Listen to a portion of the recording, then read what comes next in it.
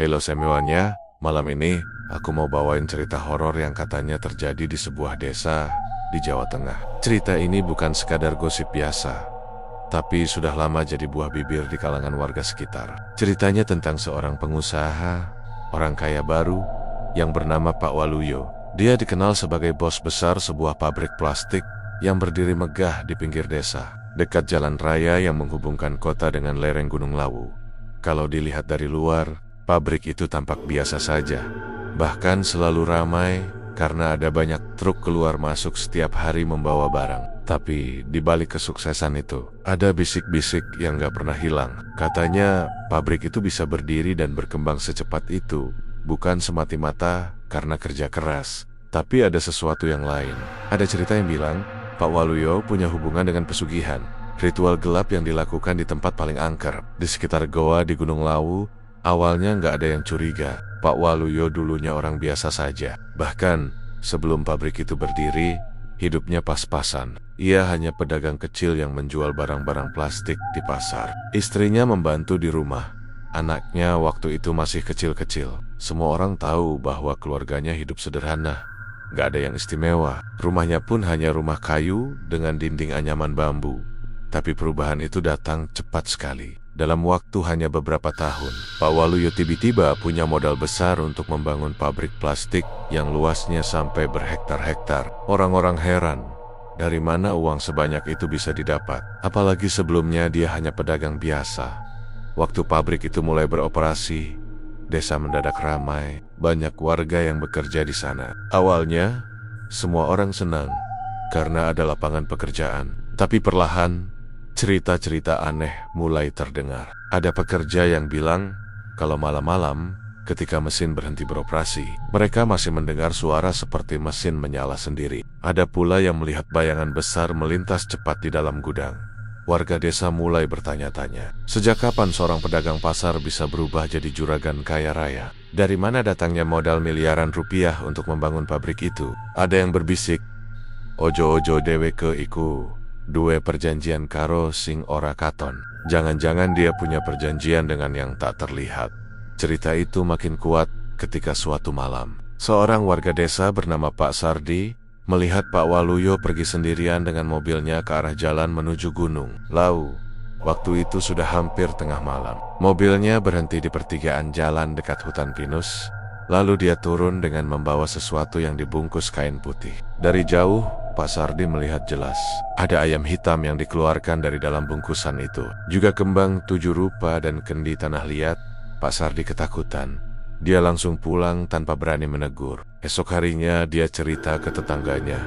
Sejak itu, gosip soal pesugihan makin kencang. Semua orang jadi curiga. Apakah benar Pak Waluyo pergi ke Gunung Lawu untuk melakukan ritual pesugihan? Tapi seperti biasanya, orang kaya selalu punya cara untuk menutupi sesuatu. Pak Waluyo tetap ramah ke warga, bahkan sering nyumbang di akar-akar kampung. Kalau ada pembangunan masjid atau hajatan, dia pasti ikut membantu. Jadi banyak orang yang masih ragu, apa benar bos pabrik itu berhubungan dengan hal-hal gaib?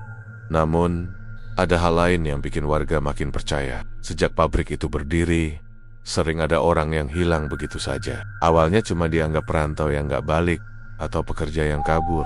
Tapi lama-kelamaan jumlahnya makin banyak. Dan anehnya, setiap ada orang yang hilang, pabrik justru makin berkembang pesat. Bahkan ada cerita dari salah satu mantan karyawan bernama Buminah.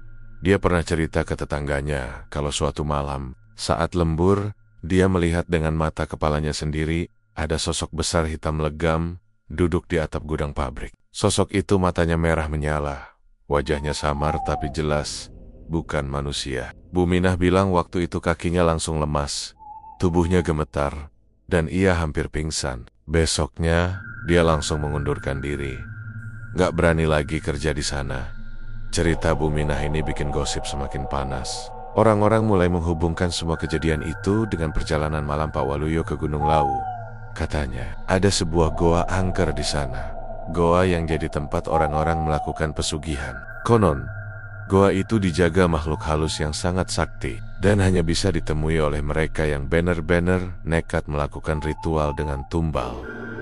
Seorang tetua desa bahkan pernah berkata, Gunung Lawu kuwi ora mung panggonan wisata. Ana papan-papan tertentu sing ora aiso dimasuki sembarangan wong. Yen salah langkah, nyawamu taruhane. Gunung Lawu itu bukan hanya tempat wisata, ada tempat-tempat tertentu yang tidak bisa dimasuki sembarangan orang. Kalau salah langkah, nyawamu taruhannya. Cerita-cerita seperti itu bikin bulu kuduk siapa saja merinding. Tapi anehnya, meskipun gosip makin kencang, pabrik Pak Waluyo tetap saja jalan lancar, malah makin besar. Orderan terus berdatangan, dan uang mengalir deras, yang bikin warga tambah curiga. Setiap kali ada acara besar di desa, Pak Waluyo jarang sekali hadir. Katanya dia sering keluar kota, tapi ada beberapa orang yang bilang justru melihatnya diam-diam pergi ke arah Gunung Lawu. Bahkan ada yang mengaku melihatnya masuk ke jalan setapak menuju sebuah goa yang disebut-sebut sebagai pintu gerbang dunia gaib. Suasana desa pun jadi penuh misteri. Ada yang percaya 100% kalau Pak Waluyo melakukan pesugihan. Ada juga yang masih ragu. Tapi satu hal yang jelas, setiap kali orang membicarakan soal pabrik itu, pasti ada rasa takut yang muncul. Karena bagi sebagian orang, kaya mendadak itu wajar. Tapi kalau terlalu cepat dan terlalu mulus, pasti ada harga yang harus dibayar. Kisah ini menjadi awal mula misteri yang sampai sekarang masih jadi perbincangan. Apakah benar Pak Waluyo membuat perjanjian gelap dengan jin di Goa Angker Gunung Lawu? Ataukah semua hanya kebetulan belaka? Tidak ada yang tahu pasti.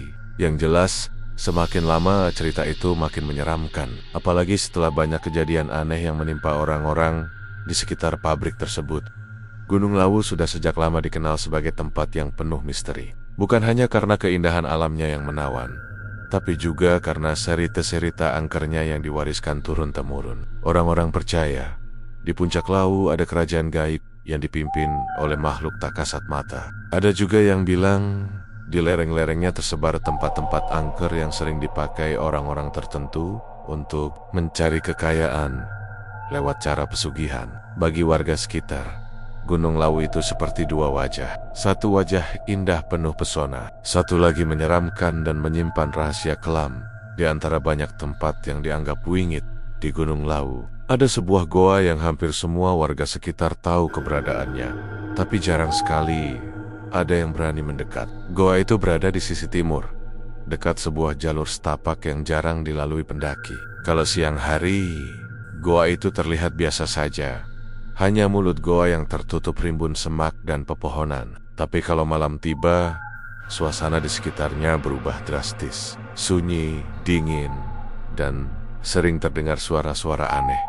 Cerita yang paling sering terdengar adalah suara gamelan. Warga yang pernah melintas malam hari mengatakan, dari dalam goa itu seperti ada suara gamelan Jawa yang ditabuh pelan, lengkap dengan tembang sin dan lirih. Suara itu biasanya muncul sekitar tengah malam, dan makin lama makin jelas, seolah-olah ada pesta besar di dalam goa. Tapi begitu ada yang mencoba mendekat, suara itu mendadak hilang, lenyap begitu saja. Hanya tersisa angin dingin yang menampar kulit. Banyak orang percaya kalau suara itu berasal dari makhluk halus penghuni goa, semacam jin atau bangsa lelembut yang memang suka menampakkan diri dengan cara seperti itu. Orang-orang tua di desa sering berpesan, jangan pernah koba-koba lewat jalan itu kalau malam. Ojo sembrono, nenek arep liwat kana bengi, kui dudu dalan kanggo manungsa, nanging dalan negaib. Begitu kata Mbah Karto, salah satu tetua desa. Jangan sembrono kalau mau lewat sana malam hari. Itu bukan jalan untuk manusia, tapi jalan gaib. Kalimat itu sudah jadi semacam peringatan keras bagi siapapun yang nekat. Pak Waluyo sendiri, menurut cerita warga, pernah beberapa kali terlihat menuju arah jalan setapak itu. Kejadian itu biasanya terjadi malam hari, saat kebanyakan orang sudah terlelap. Ada seorang tukang ojek yang pulang larut dari kota. Dia bercerita pernah melihat mobil hitam milik Pak Waluyo berhenti di dekat hutan pinus. Lalu bos pabrik itu turun sendirian membawa sesuatu yang terbungkus kain putih. Dari jarak jauh, tukang ojek itu melihat jelas ayam cemani ayam hitam legam dari kepala sampai kaki diangkat dari bungkusan itu. Setelah itu, Pak Waluyo berjalan ke arah jalan setapak menuju goa. Tukang ojek itu mengaku tidak berani menunggu lebih lama. Dia langsung memacu motornya kencang, pulang ke rumah. Cerita ini cepat menyebar dan membuat nama goa itu makin menyeramkan. Orang-orang percaya Di dalam goa tersebut ada semacam tempat pertemuan antara manusia dengan makhluk gaib. Goa itu bukan sembarang goa, melainkan pintu masuk menuju kerajaan gaib yang hanya terbuka untuk mereka yang berani melakukan ritual dengan syarat-syarat tertentu.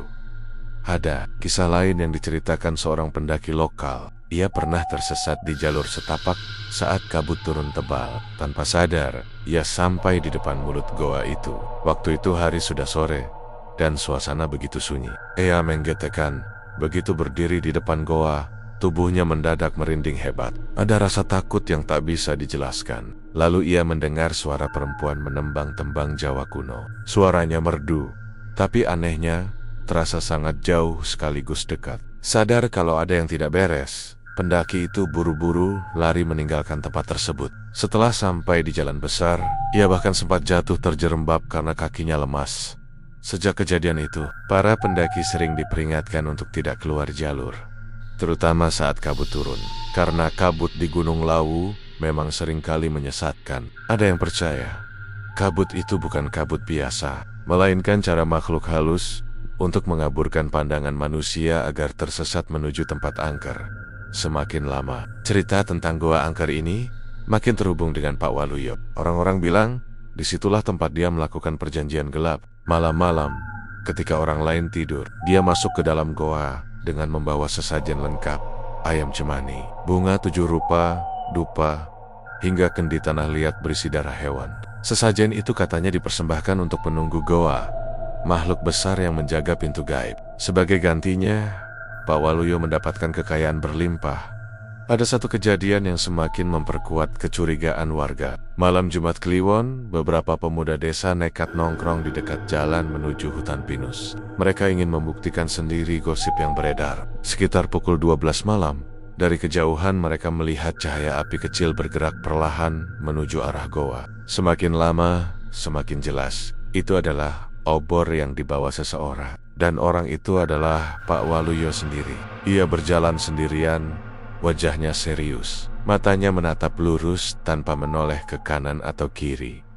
Para pemuda itu langsung gemetar. Mereka hanya bisa bersembunyi di balik semak, tidak berani bersuara sedikit pun. Mereka melihat Pak Waluyo berhenti sejenak di depan mulut goa, lalu meletakkan sesuatu di tanah. Setelah itu, terdengar suara seperti orang melantunkan mantra. Suaranya pelan, tidak jelas, tapi cukup membuat bulu kuduk berdiri. Lalu, dari dalam goa terdengar suara gemerincing gamelan. Pelan sekali, seolah menyambut kedatangannya. Salah satu pemuda tidak kuat, dia hampir pingsan. Temannya buru-buru menariknya menjauh, dan mereka semua kabur tanpa menoleh ke belakang. Esok harinya, mereka tidak berani menceritakan kejadian itu kepada siapapun, kecuali satu orang tetua desa yang mereka percayai. Tetua itu hanya menggeleng pelan dan berkata, "Wis, sing penting aja kowe pado melu-melu. Ojo nganti penasaran. Amarga uripmu dewe sing aiso dadi taruhane. Sudahlah, yang penting kalian jangan ikut campur. Jangan sampai penasaran, karena hidup kalian sendiri yang bisa jadi taruhannya." Sejak saat itu, gosip bahwa Goa Angker di Gunung Lawu menjadi tempat ritual Pak Waluyo makin sulit dibantah. Bahkan beberapa warga mengaku mendengar sendiri suara gamelan dari arah hutan setiap malam Jumat. Suara itu terdengar samar, tapi jelas tidak berasal dari manusia. Suara itu seperti datang dari dunia lain, dunia yang bersebelahan dengan manusia tapi tak terlihat oleh mata biasa.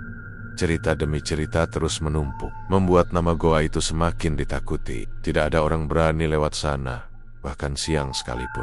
Orang-orang lebih memilih memutar jalan lebih jauh daripada harus melintas di dekat goa tersebut. Bagi mereka, tempat itu sudah bukan lagi sekadar goa, melainkan gerbang menuju alam gaib, tempat perjanjian antara manusia serakah dengan makhluk yang menuntut tumbal. Dan disitulah nama Pak Waluyo semakin lekat dengan cerita kelam itu.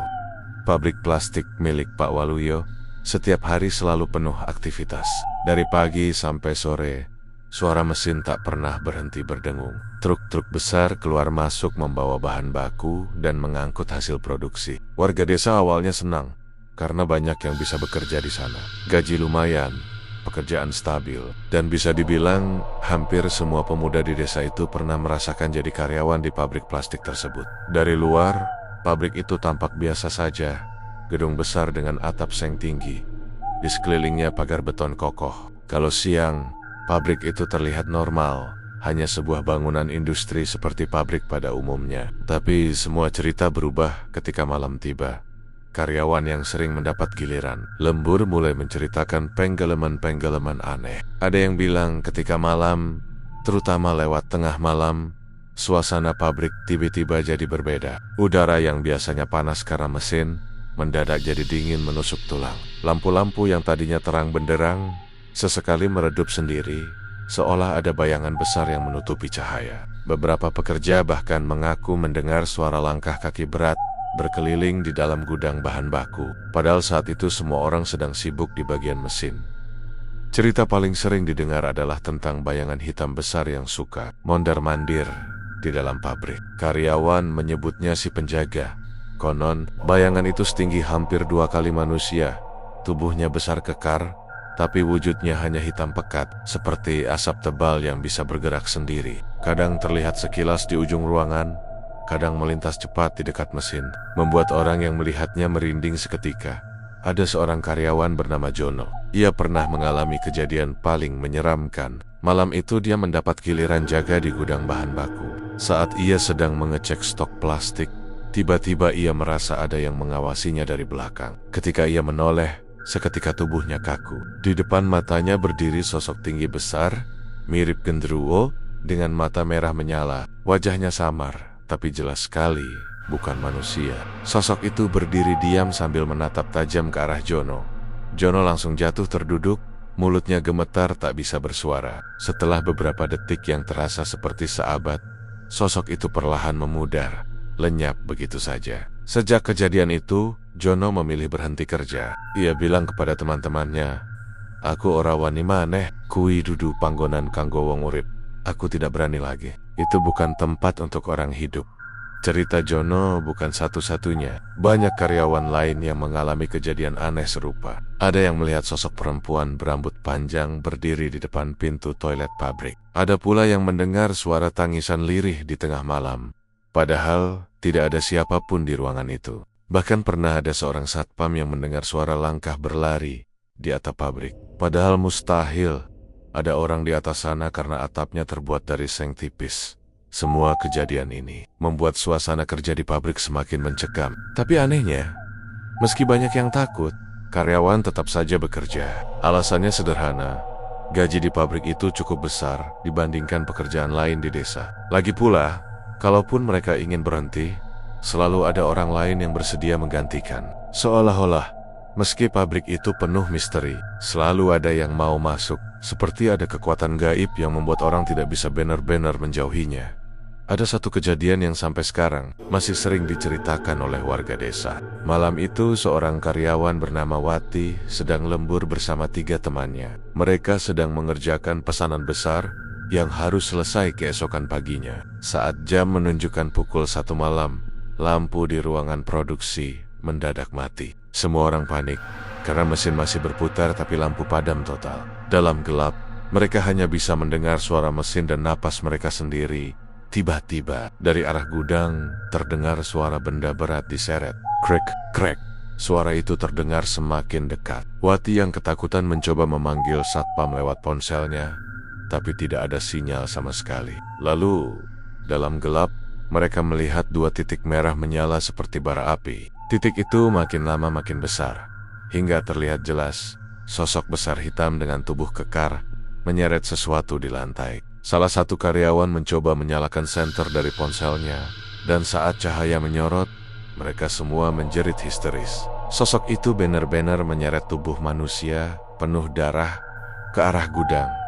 Beberapa detik kemudian, lampu kembali menyala terang, tapi sosok itu lenyap. Tak ada apa-apa di lantai, hanya ada jejak basah seperti darah yang mengarah ke pintu gudang. Sejak malam itu, 4 karyawan itu tidak pernah lagi lembur. Mereka semua memilih berhenti bekerja, dan cerita mereka semakin memperkuat dugaan bahwa pabrik itu bukan pabrik biasa, melainkan tempat yang sudah terikat dengan dunia gaib. Warga desa pun semakin yakin kalau pabrik itu dijaga oleh makhluk halus. Ada yang bilang penjaga itu adalah genderuwo hasil pesugihan.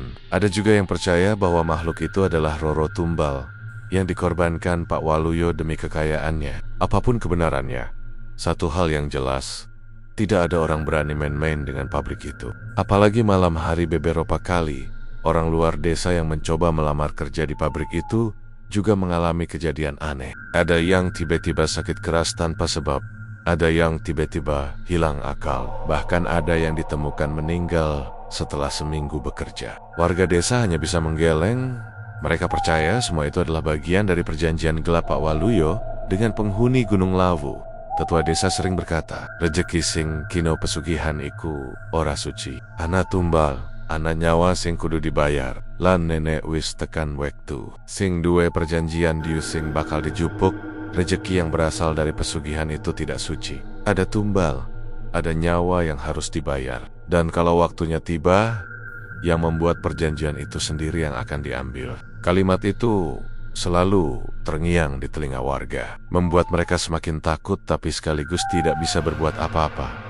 Pak Waluyo sendiri tetap terlihat tenang. Ia jarang sekali menunjukkan emosi. Meski gosip semakin liar, dia tetap bersikap ramah kepada warga. Sesekali membantu acara desa, meskipun tidak terlalu sering. Tapi tatapan matanya sering dibilang aneh. Ada yang bilang, kalau menatap mata Pak Waluyo lama-lama, rasanya seperti ada yang menarik ke dalam. Matanya kosong, tapi dalam, seperti ada sesuatu yang bersembunyi di baliknya.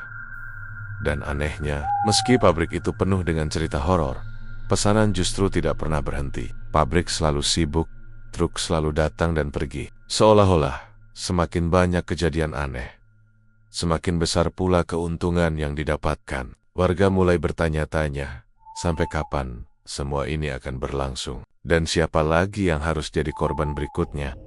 Pak Waluyo mulai dikenal masyarakat sebagai orang yang kaya raya dalam waktu yang terbilang singkat. Dari pabrik plastik yang awalnya hanya berupa bangunan kecil dengan mesin bekas, dalam waktu kurang dari 3 tahun berubah menjadi gedung besar dengan puluhan pekerja. Setiap orang di kampungnya selalu bertanya-tanya, dari mana dia bisa mendapatkan modal sebanyak itu. Karena setahu mereka, dulu Pak Waluyo hanyalah pedagang biasa yang bahkan sempat kesulitan membiayai sekolah anaknya. Cerita mulai beredar ketika ada orang yang melihat Pak Waluyo sering bepergian sendirian ke arah Gunung Lawu.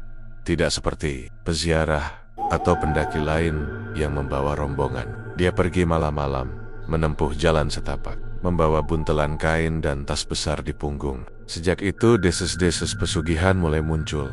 Pada suatu malam Jumat Kliwon, cerita ini semakin jelas. Konon, malam itu Pak Waluyo berangkat sendirian, memakai baju hitam lusuh. Di tangannya ada sangkar kecil berisi ayam cemani, ayam hitam, dari paru, bulu, sampai kakinya. Di samping sangkar itu, ada bakul kecil berisi bunga 7 rupa yang baunya menyengat, bercampur anyir dengan kendi tanah liat, berisi cairan merah. Orang yang kebetulan melihatnya dari kejauhan mengatakan, itu pasti darah kambing. Dengan langkah tergesa, dia menuju sebuah jalur kecil yang jarang dilalui. Jalur menuju sebuah goa angker yang ada di lereng Lawu. Goa itu sudah terkenal sebagai tempat angker. Banyak cerita dari penduduk sekitar bahwa di dalamnya sering terdengar gamelan dan suara orang menembang. Tapi kalau dicari, tak ada seorang pun. Katanya, goa itu adalah pintu masuk ke dunia gaib, tempat tinggal makhluk halus penjaga Lawu. Warga sekitar menyebutnya kuncen gaib. Tidak semua orang berani mendekat, apalagi masuk ke dalamnya. Tapi malam itu, Pak Waluyo benar-benar berdiri di depan goa itu dengan wajah tegang. Dia menaruh sesajen satu persatu di tanah, menyalakan kemenyan, dan mulai membaca mantra yang terdengar lirik. Kulo nyuwun pangestu, nyuwun rik, nyuwun kawelasan.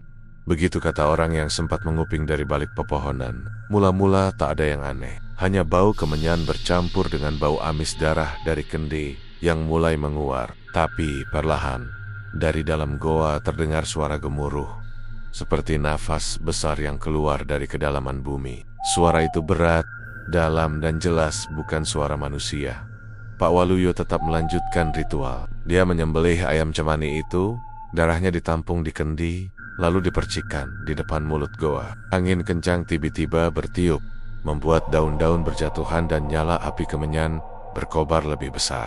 Dari dalam goa terdengar suara menggelegar, Sapa sing wani ngangganggu panggonanku? Siapa yang berani mengganggu tempatku? Suara itu membuat tanah bergetar. Tapi bukannya mundur, Pak Waluyo justru berlutut. Tangannya gemetar sambil berkata, "Kulo nuwun rejeki, nyuwun kawelasan. Kulo siap nyediake syarat-syarate." Hening sejenak. Lalu dari dalam goa muncul asap pekat, membentuk bayangan besar hitam. Bentuknya samar, tinggi, dengan mata merah menyala. Bayangan itu tak bergerak seperti manusia, melainkan seperti asap yang hidup. Orang-orang yang mendengar cerita ini menyebutnya sebagai jin penunggu lawu, makhluk gaib yang menjaga kekayaan bumi di gunung itu. Jin itu tertawa, suaranya menggema, "Rejeki aisotek wenihe, nanging kudu ono tumbal. Saben ton siji nyawa manungsa kudu tak jupuk.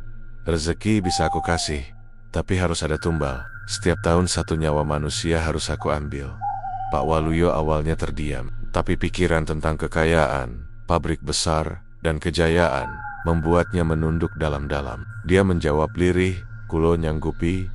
Setelah itu, bayangan hitam itu menghilang, asapnya lenyap terbawa angin. Hanya bau amis, darah, dan kemenyan yang tersisa.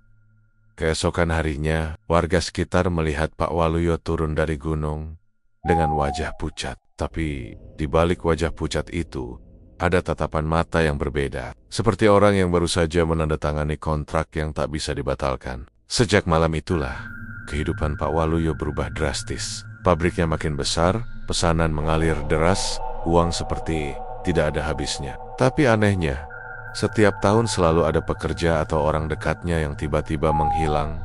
Desas-desus makin kuat. Orang-orang berbisik bahwa setiap kali bulan Suro tiba, Pak Waluyo pasti pergi lagi ke Gunung Lawu, selalu dengan bawaan sesajen. Dan setiap kali dia kembali, ada saja kabar tentang seseorang yang hilang. Karyawan yang awalnya takut hanya bisa diam, karena bekerja di pabrik itu artinya mereka mendapat upah lebih besar daripada pabrik lain. Tapi rasa takut mereka tak pernah hilang. Mereka percaya ada nyawa manusia yang ditukar demi keberlangsungan kekayaan pabrik itu.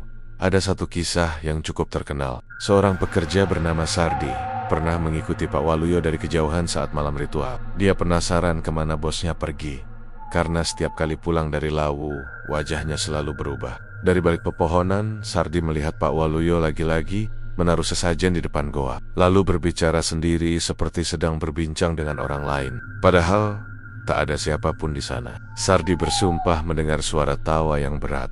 Suara lain yang jelas bukan manusia. Ketika dia pulang dan menceritakan hal itu pada istrinya, tak lama kemudian Sardi hilang tanpa jejak. Orang-orang yakin dialah tumbal berikutnya. Cerita ini makin diperkuat dengan kesaksian seorang dukun kampung. Katanya, perjanjian dengan makhluk gaib semacam itu tidak pernah main-main. Begitu seseorang mengucapkan janji di depan mereka, maka perjanjian itu akan terus mengikat, bahkan sampai keturunannya. Dukun itu pernah berkata dengan nada serius, "Sing jeninye janji karo gaib kue, ora aiso mung diputus. Nanging yen wis mlebu, kudu ono sing dibayar." Namanya janji dengan makhluk gaib itu tidak bisa sembarangan diputus. Kalau sudah masuk, harus ada yang dibayar. Sejak saat itu, orang-orang makin percaya bahwa Pak Waluyo memang sudah membuat perjanjian gelap dengan jin penunggu Lawu. Kekayaannya bukan hasil kerja keras semata, melainkan hasil tukar nyawa yang menyeramkan. Dan kabarnya, jika suatu saat tumbal itu tidak dipenuhi, maka yang akan diambil adalah dirinya sendiri, beserta seluruh keluarganya. Seiring berjalannya waktu, orang-orang mulai sadar kalau ada pola aneh yang selalu berulang di pabrik plastik milik Pak Waluyo. Karyawan yang bekerja di sana memang mendapatkan upah yang lebih tinggi dibanding pabrik lain. Gajinya selalu lancar, bahkan kadang ada bonus mendadak. Tapi di balik semua itu, ada satu hal yang tidak bisa dipungkiri. Setiap tahun, selalu ada pekerja yang tiba-tiba hilang tanpa kabar. Awalnya, orang-orang mengira mereka kabur, mungkin pindah kerja ke kota lain, atau mungkin sengaja pergi meninggalkan kampung tanpa pamit. Tapi setelah ditelusuri, keluarga mereka sama sekali tidak tahu keberadaan mereka. Tidak ada jejak, tidak ada tanda, bahkan tidak ada laporan di kepolisian yang membuahkan hasil. Mereka lenyap begitu saja, seperti ditelan bumi. Kasus pertama yang ramai dibicarakan adalah hilangnya seorang buruh bernama Marni. Dia sudah bekerja di pabrik sejak awal pabrik itu berdiri.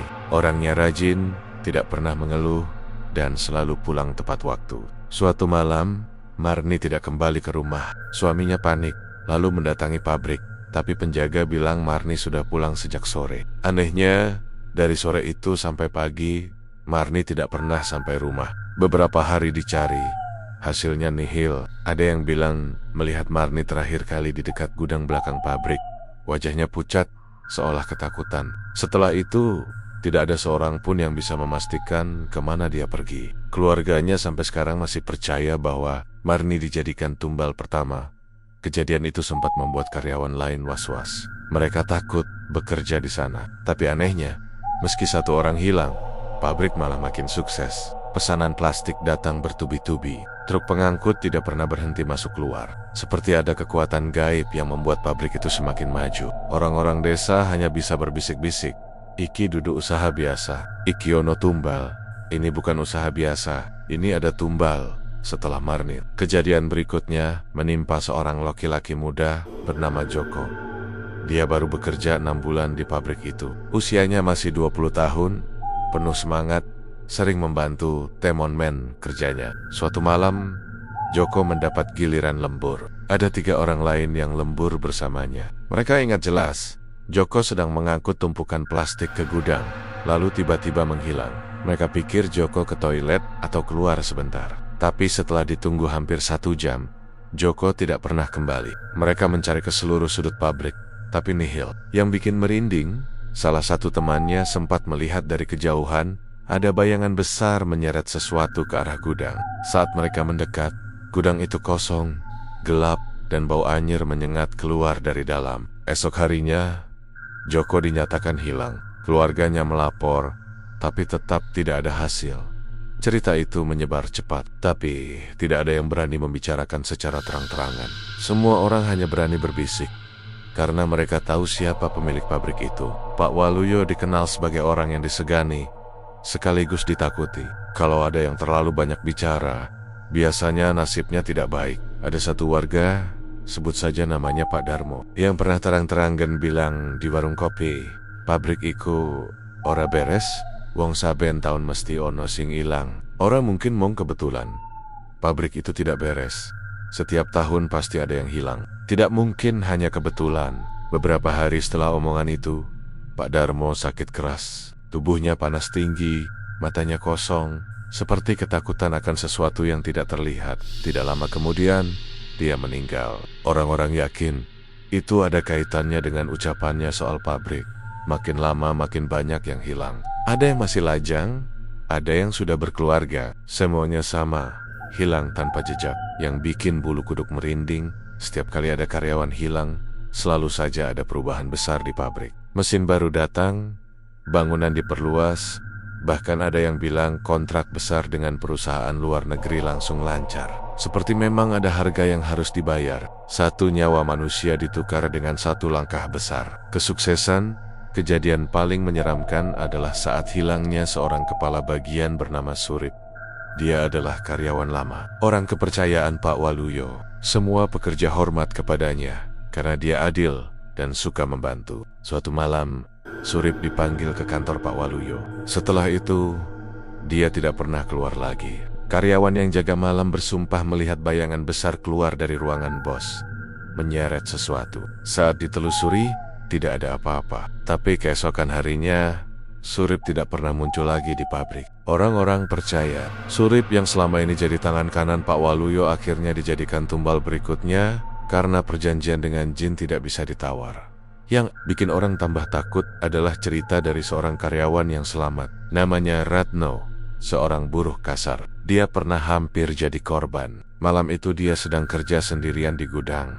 Tiba-tiba lampu padam. Saat dia mencari-cari senter, dia merasakan ada yang menarik bajunya dari belakang. Saat dia menoleh, dilihatnya sosok hitam besar dengan mata merah, giginya panjang, dan napasnya berat. Ratno ketakutan luar biasa, tapi entah bagaimana dia bisa berlari keluar dari gudang. Saat sampai di luar, lampu menyala kembali, dan gudang terlihat kosong. Setelah kejadian itu, Ratno langsung berhenti bekerja. Dia tidak berani lagi masuk ke pabrik itu. Katanya, "Aku ora pengen dadi tumbal. Mending aku kerja nang sawah wae, Meski ora sugih, aku tidak mau jadi tumbal. Lebih baik aku kerja di sawah saja. Meski tidak kaya, cerita-cerita seperti ini membuat pabrik Pak Waluyo semakin misterius. Banyak orang ingin berhenti, tapi kebutuhan ekonomi memaksa mereka bertahan.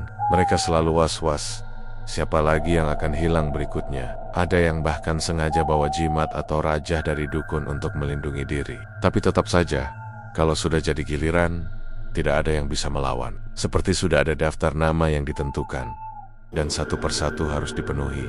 Sampai sekarang, jumlah karyawan yang hilang sudah lebih dari 10 orang. Semua kasusnya sama, hilang tanpa jejak, tanpa kabar, tanpa mayat. Keluarga mereka hanya bisa menangis, tapi tidak ada keberanian untuk menuduh langsung. Karena semua tahu, ada kekuatan besar di balik pabrik itu.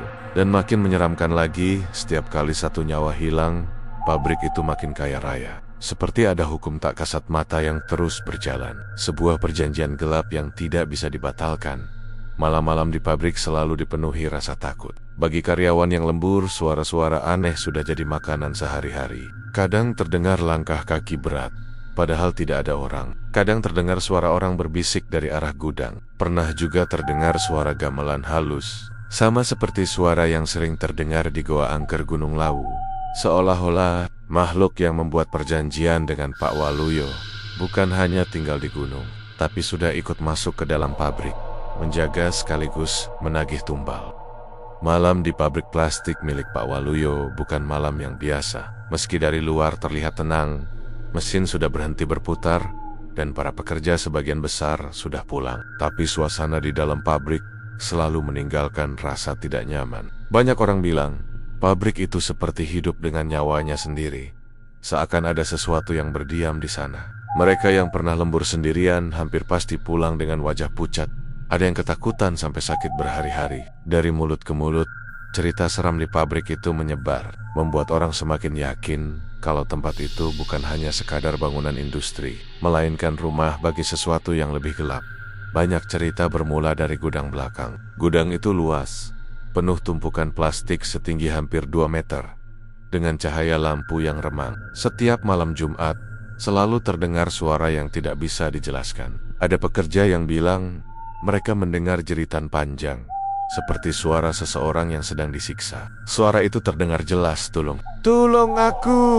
Suara minta tolong itu menggema, memantul di dinding gudang. Tapi ketika mereka memberanikan diri untuk mengecek, gudang itu kosong. Tidak ada satu orang pun di dalamnya. Hanya bau anyir menyengat yang tiba-tiba tercium entah dari mana. Suatu ketika, seorang pekerja bernama Slamet mendapat giliran lembur bersama 2 rekannya. Malam itu hujan turun deras, suara air menetes di atap seng, menambah suasana mencekam. Sekitar pukul 11 malam, mereka mendengar suara keras seperti sesuatu jatuh dari dalam gudang. Mereka bertiga berlari menuju pintu, membuka kunci, dan menyalakan lampu. Saat lampu menyala, mereka melihat sesuatu yang membuat darah mereka seolah berhenti mengalir. Di tengah tumpukan plastik, ada sosok hitam besar dengan tubuh berotot, bulu lebat, mata merah menyala, sedang menyeret sesuatu yang tampak seperti tubuh manusia. Tubuh itu lunglai, seperti tak bernyawa. Pakaiannya masih seragam pabrik. Slamet bersumpah ia melihat jelas wajah tubuh itu, dan itu adalah Joko, teman mereka yang beberapa bulan lalu dinyatakan hilang. Ketiganya menjerit sekeras mungkin, lalu kabur meninggalkan gudang. Salah satu dari mereka bahkan terjatuh, lututnya berdarah, tapi tetap memaksa berlari. Sejak malam itu, mereka tidak pernah mau lagi masuk ke gudang sendirian. Slamet bahkan berhenti bekerja beberapa minggu setelahnya. Katanya, setiap malam ia masih terbayang wajah Joko dengan mata kosong, diseret ke dalam kegelapan oleh sosok hitam tinggi itu. Cerita seperti ini bukan hanya sekali 2 kali terdengar. Ada seorang karyawan lain, perempuan bernama Wati, yang hampir gila setelah mengalami kejadian menyeramkan. Malam itu ia sedang lembur di bagian produksi. Saat berjalan ke arah toilet, ia melewati lorong panjang yang menuju gudang. Dari lorong itu, ia mendengar suara tangisan perempuan. Tangisannya lirih, pilu, seolah seseorang sedang menderita luar biasa. Wati berhenti, menajamkan telinga, dan suara itu semakin jelas. "Mbok tulung aku ora kuat, tolong aku tidak kuat." Dengan hati-hati ia melangkah mendekat. Tapi begitu sampai di depan pintu gudang, tangisan itu berhenti total. Yang terdengar hanya deru napasnya sendiri. Saat ia menoleh, Wati melihat bayangan panjang di lantai. Padahal tidak ada siapapun di belakangnya. Bayangan itu bergerak sendiri. Semakin lama semakin mendekat ke arahnya. Wati menjerit second ken-ken-kennya lalu pingsan di tempat. Ia ditemukan oleh satpam beberapa menit kemudian.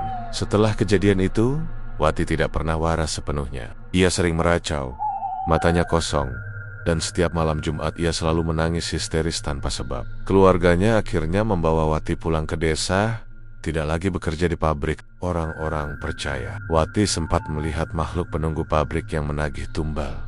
Tidak hanya di gudang, teror juga sering muncul di area mesin. Beberapa pekerja malam mengaku pernah mendengar suara mesin menyala sendiri. Padahal listrik sudah dimatikan. Mesin itu berdentum keras, seperti ada yang mengoperasikan. Tapi ketika mereka mendekat, mesin itu dalam keadaan mati. Dan di sekelilingnya terasa hawa dingin menusuk tulang. Ada juga cerita tentang suara gamelan halus yang kadang terdengar menjelang tengah malam. Suara itu mengalun lirih, seperti datang dari dunia lain. Sama persis dengan suara yang sering terdengar di Goa Angker Gunung Lawu. Yang lebih mengerikan, beberapa orang melihat sosok perempuan berpakaian putih melayang di lorong pabrik. Wajahnya pucat, rambutnya panjang menutupi muka. Sosok itu sering muncul menjelang pergantian shift malam. Ada yang bilang sosok itu adalah arwah salah satu karyawan yang dijadikan tumbal. Suatu malam, seorang satpam melihat perempuan itu berdiri di depan gerbang pabrik. Saat satpam itu menghampiri dan menyapanya, sosok itu tiba-tiba lenyap begitu saja. Hanya menyisakan bau bunga melati yang menyengat. Karena terlalu sering diganggu, banyak pekerja mulai membawa jimat. Ada yang menggantungkan rajah kecil di dalam kantong. Ada yang memakai kalung berisi potongan kain kafan. Mereka percaya itu bisa melindungi dari gangguan gaib. Tapi tetap saja, ada yang hilang. Orang-orang akhirnya sadar kalau memang sudah waktunya, tidak ada jimat atau doa yang bisa menahan. Wis ana sing yen wes giliranmu, yo mesti dijupuk. Sudah ada yang menunggu. Kalau sudah giliranmu, pasti akan diambil. Begitu kata seorang karyawan tua dengan wajah pasrah. Sejak makin banyak kejadian aneh, warga sekitar memberi julukan pada pabrik itu, pabrik tambal. Nama itu menyebar begitu cepat.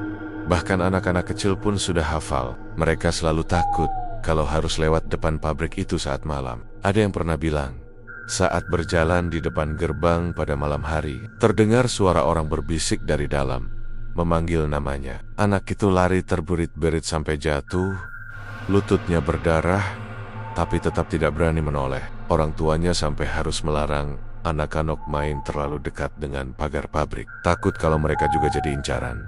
Salah satu cerita yang paling bikin merinding adalah kesaksian seorang sopir truk. Malam itu ia mengantar muatan ke pabrik. Setelah menurunkan barang, ia menunggu sebentar di halaman. Dari kaca spion, ia melihat ada seorang perempuan duduk di belakang truknya. Rambutnya panjang, pakaiannya lusuh. Sopir itu turun, memanggilnya, tapi perempuan itu tidak menoleh. Saat ia berjalan mendekat, perempuan itu menghilang begitu saja. Yang lebih menyeramkan, di lantai tempat perempuan itu duduk, ada bekas noda darah segar. Sopir itu langsung tancap gas keluar dari pabrik. Tidak pernah mau ambil muatan ke sana lagi. Cerita-cerita ini semakin meneguhkan keyakinan orang bahwa pabrik itu memang sudah dikuasai oleh makhluk gaib. Teror yang dialami para pekerja hanyalah bagian kecil dari perjanjian gelap yang pernah dibuat Pak Waluyo. Setiap jeritan, setiap bayangan, setiap sosok yang muncul hanyalah pengingat bahwa tumbal terus ditagih. Tidak ada yang bisa menghentikannya. Dan selama perjanjian itu masih berlangsung, teror di pabrik akan terus berlanjut. Menunggu korban berikutnya, orang-orang di desa akhirnya hanya bisa pasrah. Mereka tahu ada harga yang harus dibayar demi kekayaan Pak Waluyo. Mereka tidak bisa melawan, karena setiap kali ada yang mencoba buka suara, selalu ada balasan yang mengerikan. Pabrik itu tetap berdiri megah, mesin tetap berputar, uang tetap mengalir. Tapi di balik semua itu, ada jeritan-jeritan yang tidak pernah terdengar oleh dunia luar. Jeritan orang-orang yang dijadikan tumbal, suara-suara yang hanya bisa didengar saat malam tiba. Di dalam pabrik yang kini dikenal sebagai pabrik tumbal, kabar tentang Pak Waluyo makin lama makin jarang terdengar. Orang-orang di kampung bilang kalau dia hampir nggak pernah lagi kelihatan di rumah besarnya. Pabriknya memang masih jalan, Tapi katanya urusan sehari-hari sudah diserahkan ke orang kepercayaannya. Pak Waluyo lebih sering terlihat naik mobil sendirian ke arah Gunung Lawu. Ada warga yang iseng nanya, "Pak, kok seringan ngetan?" "Oh no, Oppo, too." Tapi dia hanya senyum kecut, matanya kosong, nggak ada cahaya sama sekali. Seperti orang yang tubuhnya hidup, tapi jiwanya entah sudah hilang kemana. Malam itu, seorang warga bernama Mulyono bercerita kalau dia nggak sengaja berpapasan dengan Pak Waluyo di jalan setapak menuju lereng. "Lawu," kata Mulyono. Wajah Pak Waluyo pucat pasi, matanya cekung, jalannya goyah, tapi tetap membawa bungkusan besar yang kelihatan berat. Waktu ditanya, dia hanya menoleh sebentar lalu berucap lirih iki wes walahi. Setelah itu, dia lanjut jalan, masuk ke hutan yang makin gelap. Mulyono ketakutan sendiri, karena jelas-jelas jam sudah menunjukkan lewat tengah malam. Siapa yang berani jalan ke arah Goa Angker Lawu di jam segitu? Beberapa hari kemudian, desis-desis makin kuat. Katanya, pesugihan yang dilakukan Pak Waluyo sudah sampai pada titik terakhir. Perjanjian dengan jin penunggu goa itu nggak bisa ditawar lagi. Sudah bertahan-tahan, dia dapat kekayaan melimpah. Pabriknya maju pesat, rumahnya megah, keluarganya hidup serba cukup. Tapi sekarang giliran nyawa yang harus dibayar. Dan kali ini, nggak bisa lagi diserahkan ke orang lain. Nggak bisa lagi tumbal dari karyawan pabrik. Jin itu menagih langsung pemilik perjanjian.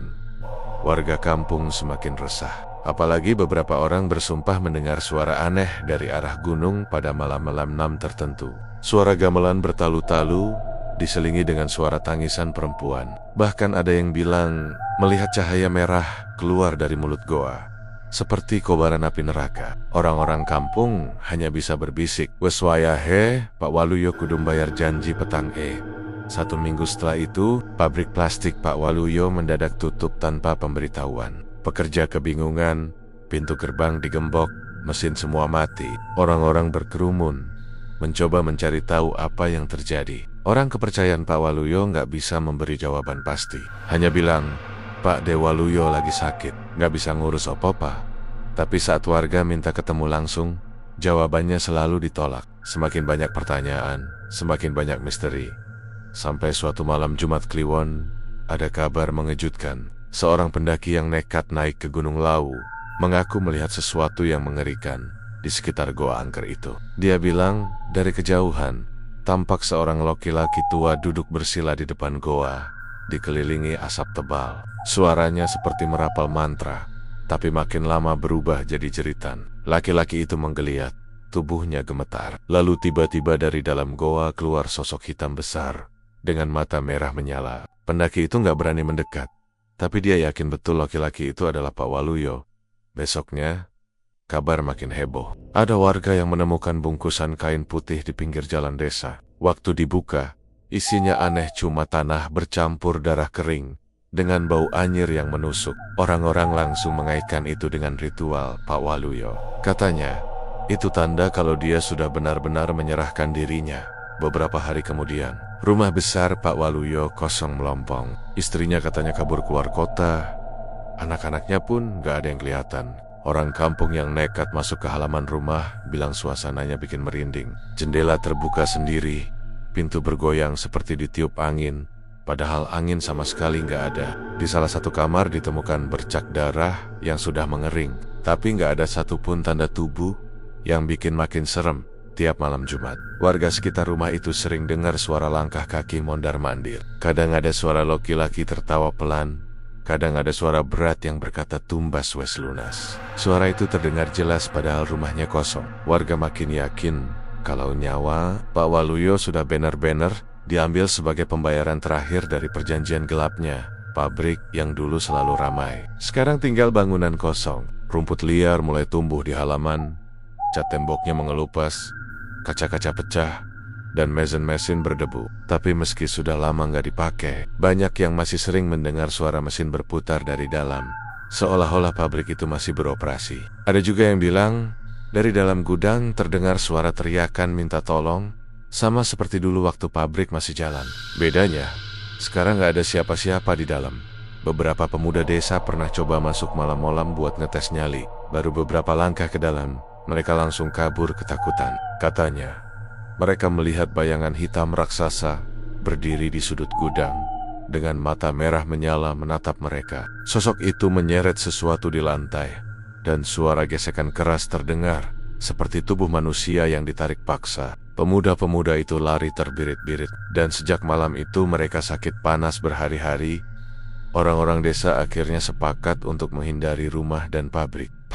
Mereka percaya tempat itu sudah jadi sarang jin penunggu. Bahkan ada dukun kampung yang bilang, roh Pak Waluyo sendiri nggak bisa tenang. Katanya, setiap malam arwahnya ditarik ke Goa Lawu, disiksa oleh makhluk gaib yang dulu memberinya kekayaan. Dan siang harinya, arwah itu kembali mondar-mondir di rumah kosongnya, mencari jalan pulang tapi nggak pernah bisa. Cerita ini kemudian menyebar luas. Banyak orang yang datang hanya untuk sekadar lihat dari jauh, atau mencari bukti keberadaan pabrik tumbal. Tapi hampir semua yang nekat mendekat selalu sakit setelahnya, atau mengalami kejadian aneh di rumah masing-masing. Ada yang didatangi mimpi buruk, ada yang diganggu suara-suara. Bahkan ada yang melihat sosok mirip Pak Waluyo berdiri di depan rumah mereka sambil tersenyum aneh. Sejak saat itu, nama Pak Waluyo jadi legenda horor di kampungnya. Orang-orang masih sering membicarakannya dengan suara berbisik. Iki piulang, ojo nganti kepengin sugih kanthi cara peteng, begitu kata para orang tua. Karena seberapa besar pun kekayaan yang didapat, kalau berasal dari pesugihan, akhirnya hanya akan membawa petaka. Kini, Gunung Lawu tetap berdiri angker, goa itu masih gelap dan misterius. Dan di balik semua cerita, orang percaya bahwa suara gamelan dan tangisan yang terdengar dari arah hutan bukan sekadar mitos. Itu adalah tanda kalau di dalam sana masih ada perjanjian gelap yang berlangsung, masih ada jiwa-jiwa yang ditarik ke dalam kegelapan. Dan salah satunya adalah jiwa Pak Waluyo.